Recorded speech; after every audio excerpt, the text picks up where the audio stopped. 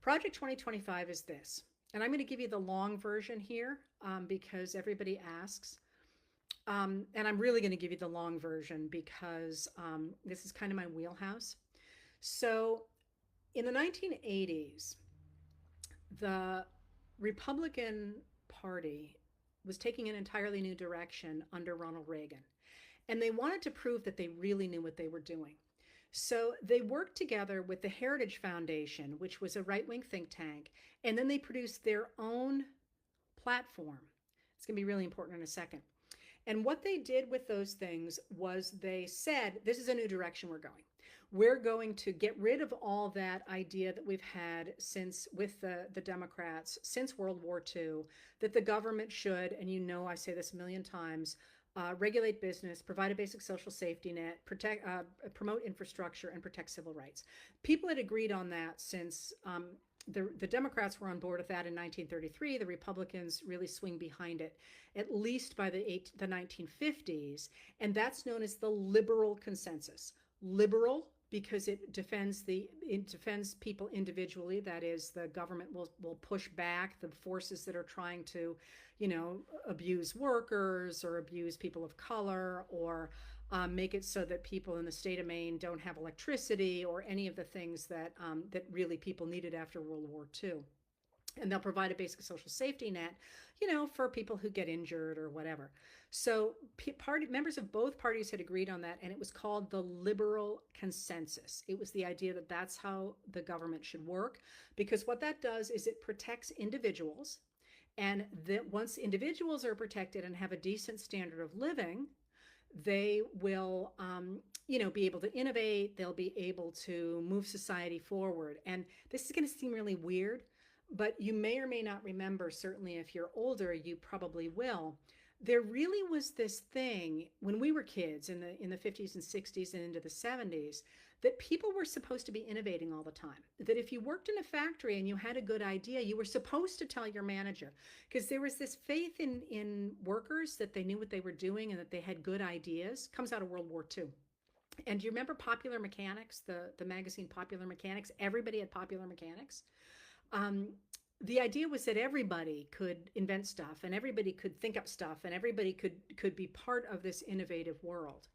Well, that was the liberal consensus. The idea was to put effort into ordinary people. They would produce all this stuff and all these new ideas and all this value out of their work, and that would support people up at the top, and that basically stuff would push upward. The Reagan Revolution in the 1980s said that's crap. That by trying to encourage people at the bottom, the government, to do that, the government, has to put money into schools and has to put money into jobs programs and has to regulate business and dictate how workers should be treated, for example. So we're going to get rid of that because we don't believe that's how society works best. We think society works best by concentrating on the supply side of the economy. That is, by making sure government policies support people with money. Because those people with money, first of all, will have earned it in this ideology, and they will be much more efficient at using their money than government bureaucrats will.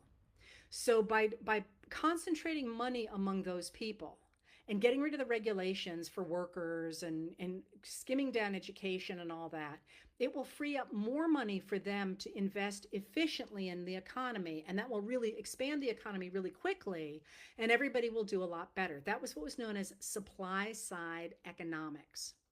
And hand in hand with that is going to be something later on called neoliberalism. And that's a real misnomer, the whole neoliberalism idea, because what they're trying to say is that we're in favor of the old form, it's somewhat complicated, form of liberalism before the liberal consensus. And what that means is that we're not going to get involved in anything at all. We're going to turn everything over to the markets. That we're just going to have free trade and basically may the best man win, essentially. All right. So when they did that, the Republicans in the I bet you're all asleep. I'm sorry, I just went all professor on you. But when they did that in the 1980s, the Heritage Foundation released a big piece of writing explaining why this was a good idea, or why they thought this was a good idea. And the Republican Party also instituted a new kind of political platform. And you can find this online, by the way. It's someplace called the American Presidency Project. And if you go to the documents and to political platforms, you will find that the 1980 Republican platform is really long, like really long. And a lot of it doesn't even make much sense, and it's not very well written, because what they were really trying to do is prove that they were wonks. They were demonstrating that they knew what they were doing. They had this whole game plan out there. All right.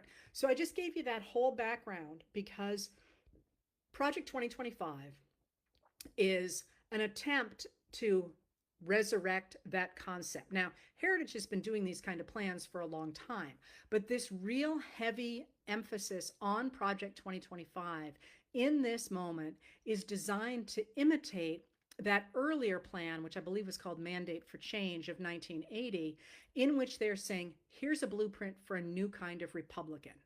All right? I hope you're with me on that.